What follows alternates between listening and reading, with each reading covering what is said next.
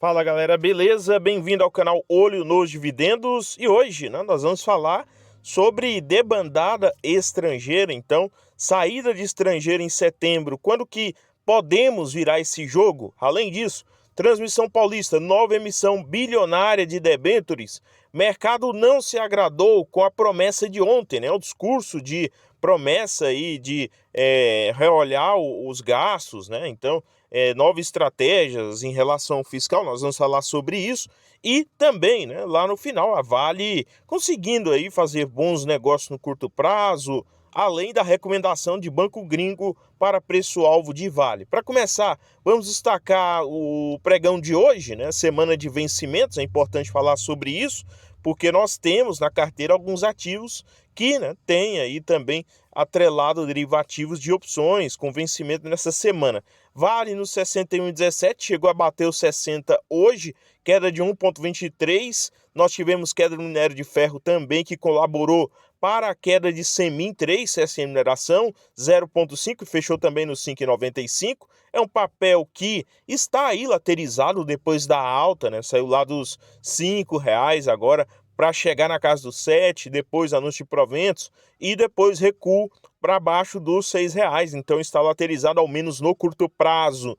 Banco do Brasil, 26,47, Bebas 3, 0,19 de queda. Hoje também laterizado após chegar, né, aí a negociar abaixo dos 27. Então o papel estacionou, nos dando boas oportunidades na minha avaliação, pensando para o médio e longo prazo. Ou também aí o mercado estaria já precificando AgroGalaxy. Alguns acreditam em surpresa nesse terceiro trimestre, pensando em resultados. Outros já estão, né, aí mais negativos em Banco do Brasil, pensando que não pode entregar o que foi, né, lá planejado e orçado para esse ano, um lucro aí na casa de 37 bilhões. Vamos aguardar. BB Seguros, que é parte importante desse resultado de Banco do Brasil, 33,93, para mim também começa a entrar no radar. Abaixo dos 32, nos R$ 31, é um papel que seriamente seria, né, fácil aportes aqui na carteira, tá? Transmissão Paulista, esse é um dos destaques que nós iremos comentar, 24,61, pós, né, aquele provável fim de um processo previdenciário trabalhista, que a CESP também tem ali um poder, né, antiga CESP, trazendo para a Transmissão Paulista hoje, o ISA-CETEP. Nós temos, né, o papel chegando a R$ 25, depois desse certo recuo nos últimos pregões. Nós vamos falar sobre essa emissão de debênture e também, né, para quanto que vai a alavancagem, para quantas vezes que vai a alavancagem, dívida líquida sobre EBITDA, e por que que isso não muda muito, pensando nos dividendos agora para a reta final do ano, na minha avaliação. Por último, Seguridade, mantendo acima dos R$ 14, uma certa dificuldade nos recuos do curto prazo, queda de 0,35 hoje, tá? 0,35% hoje. Vamos começar falando de Transição Paulista, 24,61, 0,93 de queda, é a emissão de debêntures. ISA-CETEP aprova emissão de debêntures de 1,8 bilhões, tá? Os recursos captados pela empresa serão usados exclusivamente para gastos, despesas ou dívidas, claramente, né, pessoal? Então, vamos aqui primeiro, para mim, o que é mais importante, tá? Será atrelada aí a uma série, né, com remuneração entre 6,05 ao ano, tá? E uma taxa de retorno de IPCA mais juros semestrais, NTB, NTNB, tá? Com vencimento para 2040. O que eu acredito? A diretoria financeira, nesse curto espaço de tempo, juntando com a Engie Brasil, com Vale, com outras empresas, estão, tá, aí achando que ainda é interessante aproveitar taxas nesse volume, tá? Então, acreditando talvez até num cenário de aumento na taxa de juros, eles estão fazendo essa captação. De certo modo, isso acaba influenciando para uma transmissora, tá? Então, 1,8 bilhão, que pode influenciar positivo para investimentos que ela irá realizar, ou até mesmo para abocanhar, né, em novos leilões, novos ativos, tá? Para aumentar a sua receita. E é importante lembrar, né, que esse anúncio de debênture vem depois desse processo que deve dar uma folga, se resolvido nos próximos 180 dias, deve dar uma folga para a companhia no sentido aí de provisionamento. Aqui nós temos o último dado de endividamento, que estava na casa aí de 3 vezes, né, utilizando o método convenient da companhia, pensando, né, na dívida líquida sobre EBITDA. Isso iria, né, com o acréscimo aí de 0,19%, ou 19%, aliás, isso iria para 3,5 vezes dívida líquida sobre EBITDA. E, né, pensando no fechamento de 2024. Porém, utilizando o método BNDES, isso iria para 2,92 vezes.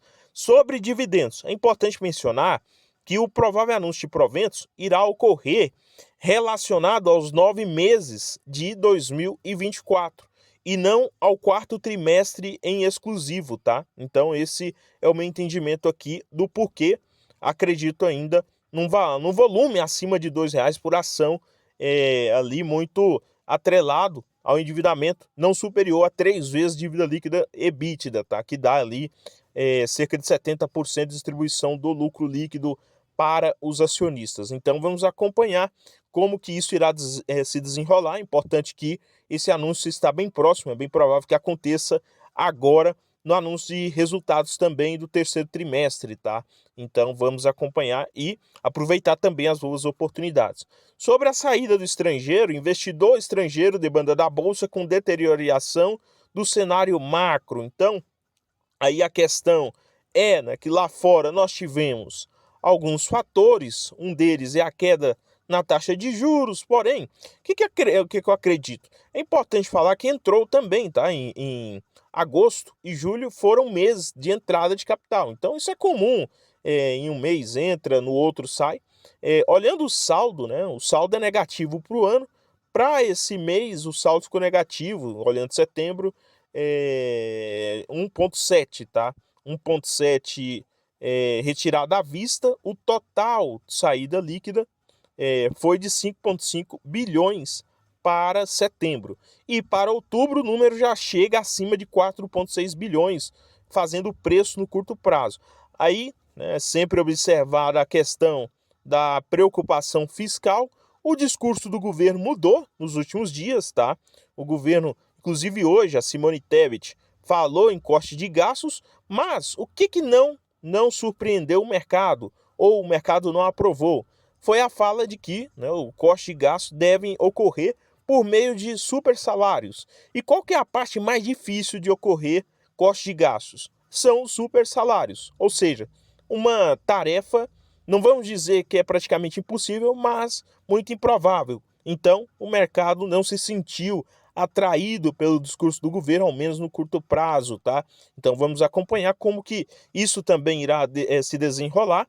E o que eu acredito? Esse é a barreira principal que, né, afasta a entrada de capital para os ativos em bolsa. Para quem busca ativo de qualidade com bons preços, isso é bom, tá?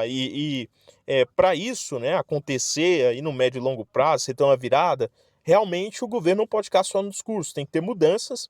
E logo, né, entramos em 2025, que aí o pensamento, como em 2021, volta todo para as eleições. Todo o discurso de 2021, se você pegar, ele é muito voltado do antigo governo, o governo Bolsonaro, ele é mais voltado para eleições. E 22 aí já não tinha mais administração focado nos próximos anos. Era totalmente focado nas eleições. E o governo Lula, acredito que não irá fazer muito diferente, tá? Pelo contrário, ele irá fortalecer aí as suas narrativas pensando nas eleições de 26.